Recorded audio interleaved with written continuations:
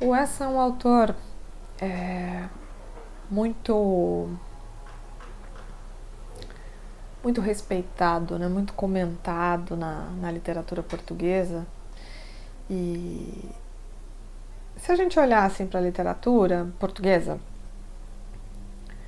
os autores que mais vão ficando de alguma forma, aqueles que são considerados pela crítica e que acabam chegando na escola, aí a gente tem uma tradição poética forte, né?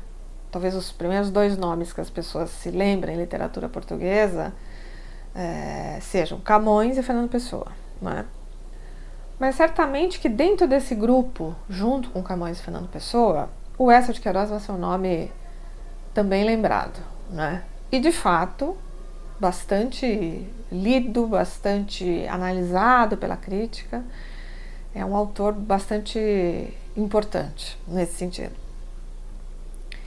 Também hoje a gente está falando nesses últimos tempos, né, a gente está falando de autores com obras vastas, não é? Ou seja, pessoas que escreveram bastante. E o Essa também está dentro desse grupo. Talvez seja um dos primeiros grandes narradores mais maduros, né, autor de narrativa mais maduros da literatura portuguesa. Claro que a gente teve os românticos anteriores, o Camilo, o Almeida Garrett, o Herculano e outros. Mas o Essa até de alguma forma até a gente poderia pensar nele com relação ao Machado aqui no Brasil. Machado e Essa já são, digamos, uma segunda geração de narrativa. Quer dizer, você tem toda essa narrativa romântica, tanto no Brasil como em Portugal, no século XIX, na primeira metade especialmente. Depois você vai ter esses autores chamados realistas. E aí aquilo que a gente comenta, quer dizer, você já tem atrás de você uma tradição na sua língua, que vai, de alguma maneira, traduzir verbalmente histórias de ficção no seu idioma. Pode parecer uma coisa meio boba, né? Pensando assim, bom, mas se eu já tenho narrativa em outra língua, que diferença faz eu fazer isso na minha? Faz toda a diferença, né? A mesma coisa assim, se você for gravar um filme, fazer um seriado, é uma coisa que tem acontecido no Brasil, por exemplo, assim, algumas produções começarem a serem feitas no Brasil, né, com uma perspectiva assim de ser um produto internacional. É diferente. Onde é que eu vou filmar? Quem são esses atores? Como é que eu vou fazer essa história? Qual é o ambiente que vai se passar? Né? Como é que as personagens vão reagir? Então, assim, não pode ser alguma coisa que pareça uma gravação americana no Brasil. Quer dizer, tem que ser uma gravação brasileira que possa dialogar, que tenha a chance de dialogar com os espectadores de outros países, isso sem sombra de dúvida. Mas não pode parecer um produto de um outro país que simplesmente foi gravado aqui. Da mesma maneira acontece com a narrativa, quer dizer, você fazer uma narrativa no seu idioma significa ter um traquejo, ter feito uma série de escolhas. Quais são os temas, né? Qual é a perspectiva que a gente vai de alguma maneira passar nesse livro? Quais são os temas que estão... Vamos pegar um exemplo contemporâneo. A gente ouve muito falar hoje, né, via imprensa, por exemplo, dessa questão da imigração, do problema da Síria, os imigrantes do Oriente Médio, essa questão, por exemplo, na Alemanha, na França. A gente ouve falar muito disso. Mas aí fica a pergunta, como é que isso acontece no Brasil? Não é a mesma coisa.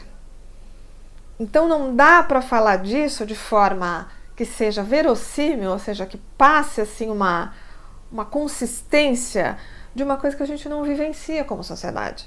Então é isso que a gente está querendo dizer. Quer dizer, o Essa e o Machado também, eles são esses autores que já estão escrevendo narrativas dentro de uma cultura que já começou a escrever narrativas, né? Então acho que eles têm essa maturidade a mais, essa possibilidade a mais.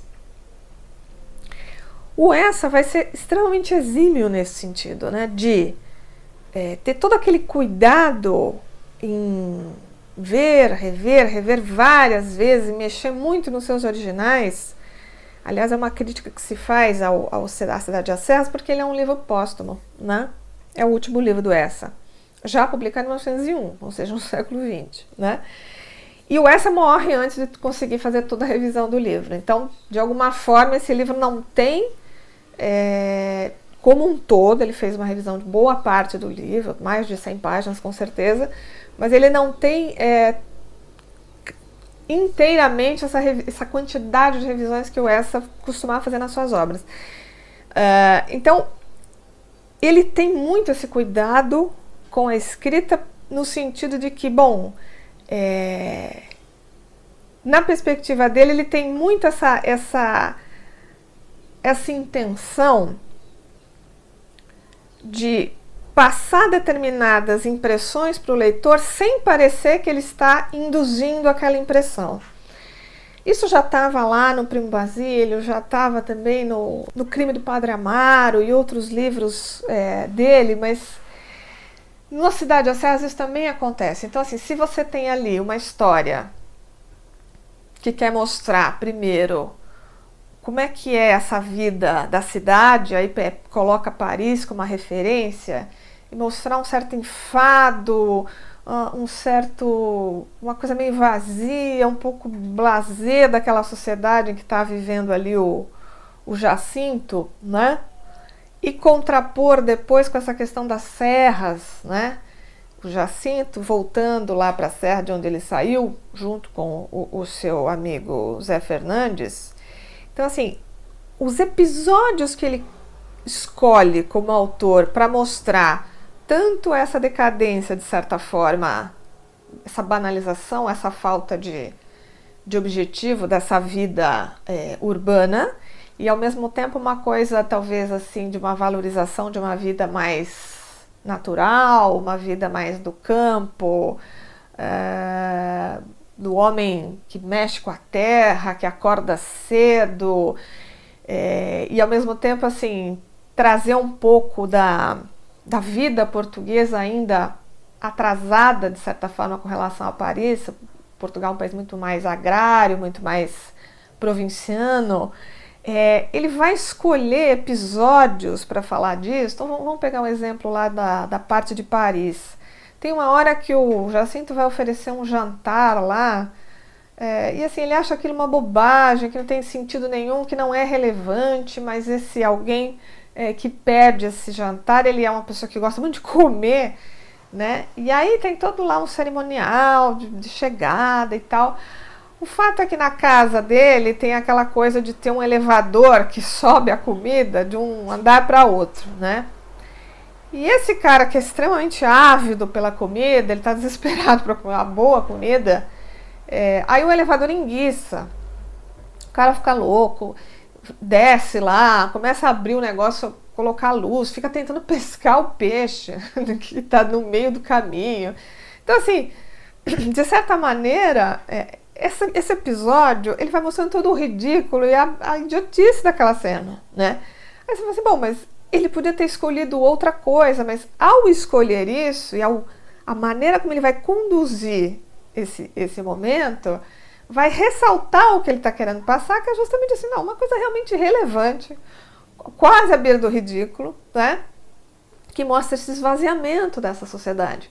Da mesma forma que quando ele está no campo, depois o Jacinto, que ele começa com aquele estranhamento, né, na sua casa do campo, e aí ele vai falar da madeira, né, que a madeira estava cheirando mal, ou seja, ele vai pegando detalhes que vão construindo a sensação, e aí ele vai ao mesmo tempo depois comer lá alguma coisa que vai revigorar, enfim, é todo um processo muito detalhado de construir aquelas impressões para o leitor, né? Claro que a gente pode pensar, bom, mas ele é um cara então que tem uma preocupação muito de talvez sugerir uma coisa mais induzida do que outros autores. Sim, quer dizer, ele numa perspectiva realista do século XIX, ele tem muito mais esse olhar do que outros autores, até o Machado e certamente dos olhares do século XX. Mas nisso que ele se propõe a fazer, ele é muito exímio, quer dizer, ele é muito aquele cara do bisturi, quer dizer, que vai fazer a coisa plasticamente muito bem feita para não ter uma cena que não tem sentido, que fica fora, ou que pareça excessiva, ou que pareça abaixo do que deveria passar. Então, tudo isso é a mesma coisa assim, fazendo outra comparação boba, da gente comparar uma fotografia doméstica e uma fotografia de um profissional. Comparar o vídeo do casamento com o vídeo pensado para ser uma linguagem audiovisual. Quer dizer, é o domínio da técnica que vai fazer toda a diferença nesse processo. E o Cidade às Serras, nesse sentido, da mesma forma que todos os livros do Essa, vai mostrar esse cuidado do autor. Talvez, por ser uma obra muito longa, vasta, né? A obra do Essa como um todo, você já vai ter uma visão dele com relação a Portugal um pouco menos crítica, talvez valorizando um pouco mais essa questão, né, da terra, dos valores portugueses, dessa coisa agrícola provinciana, da comida, né, dos costumes e tal. Mas o trabalho dele como autor, de certa forma, continua o mesmo do começo ao fim. Eu acho que, sem dúvida, é o que dá uma força muito especial aos romances do Eça de Queiroz.